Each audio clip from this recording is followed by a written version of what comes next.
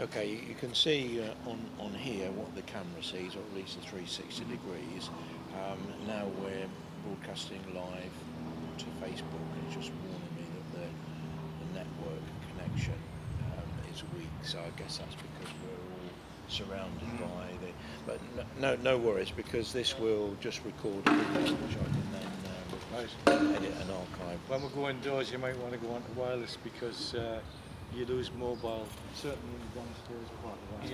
Yeah. So Well, I should be able to go on to mobile, because I've got more than one different camera to live stream, and the other camera that live streams, it plugs into the mobile so that it will connect via the Wi-Fi network rather than the mobile network. Anyway, so we are streaming live now, and normally I have a little bit of an audience, we call it that.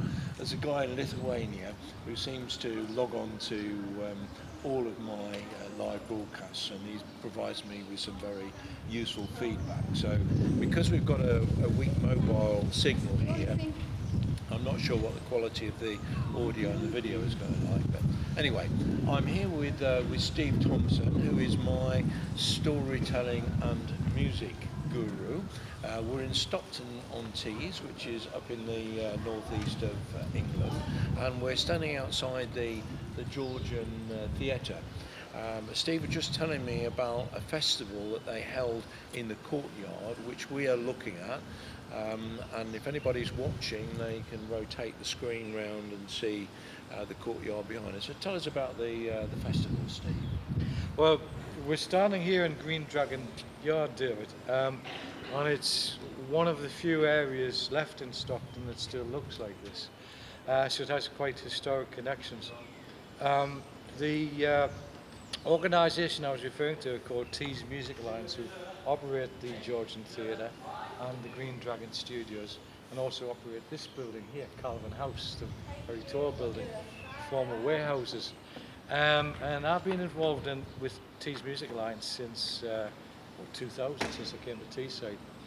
And one year, I believe it would be 2001, I got involved in webcasting the festival that TMA were involved in. And that was tied into the Stockton International Riverside Festival. But the music festival that TMA run was a kind of a fringe event to that, and it's had different names through the years. The Weekender, the Fringe Festival. So in the yard here, a stage was set up over the far end there, and my team were up here in Calvin House on the first floor, operating an internet radio station from there. And a little bit, please. There's a chap here bringing beers across the yard. Well, it's a very good way to test the spatial audio, because we should be able to follow the sound as he disappears round the corner. That's Andy, who's been involved in TMA for many, many years. Oh, right. And he's taken some alcoholic beverages across to. There's also a second venue there called the Green Room, Right. where they do smaller events. Yeah. So for a number of years we operate the festival here in the yard, but it grew and grew, bigger and bigger. Now the interesting thing about the yard being enclosed is that it's considered a venue. So for fire precautions, the numbers that were contained within this yard were too large for health and safety. So Even though it's an open space? Yeah, it's a venue. Right. Okay. And you should have seen it. It was just, it was fabulous. It was great, the entertainment. There were bands, but there were also jugglers and magicians and all sorts of stuff going on.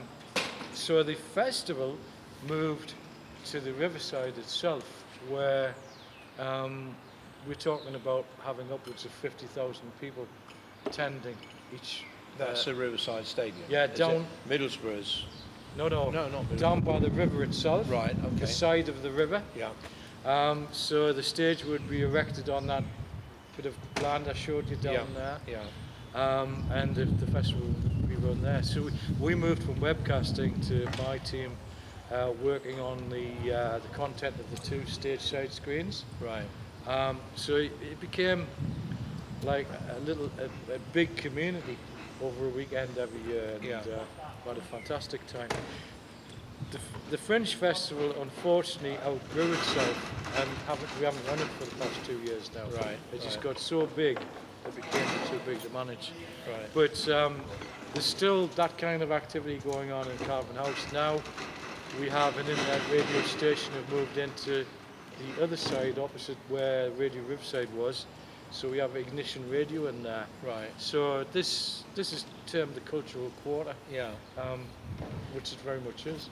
Because I remember, I think it's probably one of the first times that I met you. You were involved in internet radio then, because there was a international community radio station network, wasn't it? I can't remember what that was called. That would be the Community Radio Association. Yes. So the Community Media Association. Yeah, The CMA. Yeah. Yeah.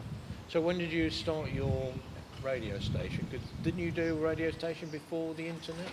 Before you had the internet? I think you're probably referring to what I was doing up in Newcastle before, Teesside, which would be Wolf FM. Ah, right. Yeah, that's it. And it was a traditional community radio project in Walker, Newcastle. But it was about 1997. The internet was in its infancy, and somebody one day said to me, "Do you realise you can do audio on the internet?" Which I hadn't realised. Right. And that was a revelation to me. So we started to do stuff.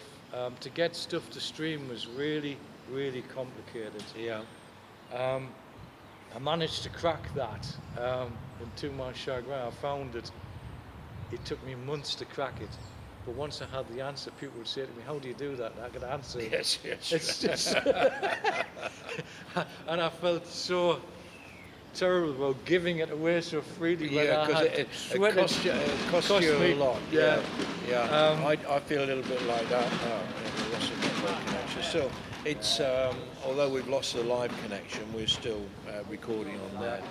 Yeah, I feel the same way about spatial audio, really, because that is relatively new as far as being easy to do, and it's not trivial. It works quite well with this camera, the Ricoh Theta V, because that's got spatial audio, and Ricoh provides you with free software where you can process the audio, the video in 2 stages, and the second stage injects the metadata for the spatial audio, but it has to be it's in MOV format. So you can then take that and publish it straight to YouTube. The only difficulty is that you then can't really edit the video, so you just have to record it and process it. So you can't add any titles or any effects to it. So that's the next thing that I'm trying to crack. Okay, so since we've lost the network connection, I will stop this.